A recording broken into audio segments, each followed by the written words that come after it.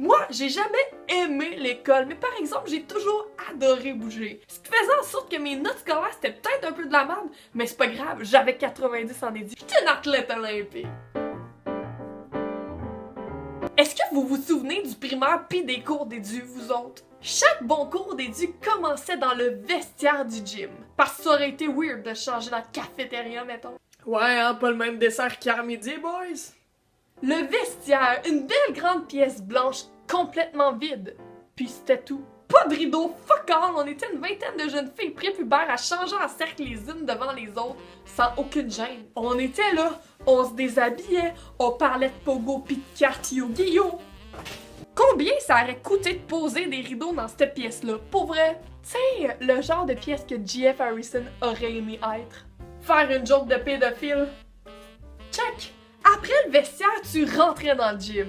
C'est le moment que la prof prend les présences pis qu'elle dit qu'il faut faire 2 équipes. T'avais tout le temps les 2 gars sportifs de la classe qui se proclamaient volontaires. Puis la prof qui disait faut que vous choisissez un gars et une fille pour faire des équipes faire en alternance. Puis là, c'était mon moment préféré, faire les équipes. Parce que j'étais peut-être pas la plus belle fille de la classe, mais par exemple, j'avais les qualités requises pour te garnoter un ballon de caoutchouc en face. C'est peut-être un peu heavy, mais c'était vrai.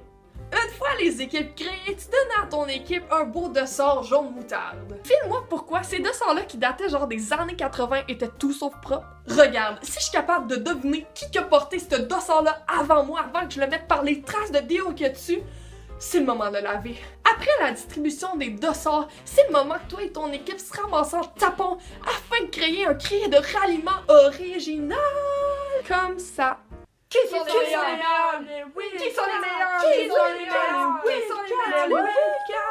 Au primaire, c'était nice. On jouait tout le temps à des jeux du genre le ballon chasseur, le diamant noir, le bulldog couleur, la tag chocolat. Puis au secondaire, c'était plus la même game. Tasse-moi ça le plaisir. Il y en aura plus de niaiserie avec l'espèce de grosse toile multicolore que tout le monde se cachait en dessous sans aucun but précis. Le 2400 mètres et le test navette. Pourquoi? Juste qui a inventé ça? Quand je suis arrivée au cégep, mon prof d'édu m'a annoncé qu'il fallait que je fasse le test navette. Une fois au début de la session et une fois à la fin pour voir notre amélioration. Et voici ma réaction. Pourquoi? J'ai jamais été bien bonne à la course, mais le jour du test, je m'étais préparée. J'avais pris un bon déjeuner et ma gourde d'eau était pas loin. J'étais prête. Après m'avoir changé et rentré dans le gym puis que je me suis questionné sur mes choix de vie, j'étais devant la ligne de départ et je me disais à quel point c'est niaiseux courir pour courir. J'avais absolument aucune motivation. Jusqu'à temps que j'aspote au fond de l'Atlas une grosse rousse. Je me souviens m'avoir dit « Écoute Myriam, fuck la note, fuck le cours, fais juste jamais lâcher avant cette fille-là. » Ok, petite parenthèse, j'ai rien contre les grosses rousses. C'est juste pour le bien de l'histoire. Bonsoir. Je me souviens, on était toutes là derrière notre ligne, puis on était prêts. L'adrénaline montait, j'avais chaud, puis bip, le signal sonna.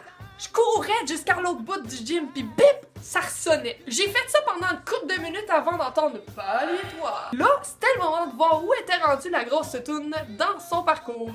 Elle était essoufflée, et j'étais aussi essoufflée qu'elle. Mais la course ne faisait que commencer. Fait qu'on court, puis on fucking court.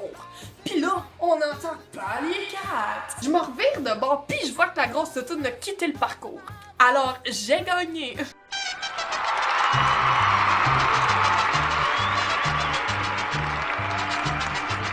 Bon, il n'y a pas vraiment de morale à cette histoire-là, mais c'est juste pour vous dire que même si le matin même, je m'étais réveillée sans aucune motivation, je m'en étais trouvé une. Parce qu'à chaque fois que je la voyais rusher, ça me donnait un peu plus d'énergie pour continuer. Le plus beau dans cette histoire-là, c'est même si j'avais le goût de tout lâcher, ben j'ai persévéré. Là, vous devez sans doute vous demander qu'est-ce qui est arrivé avec la grosse toto. Ben, sortie de l'Atlas pis est allée vomir. Histoire vraie. On a toujours un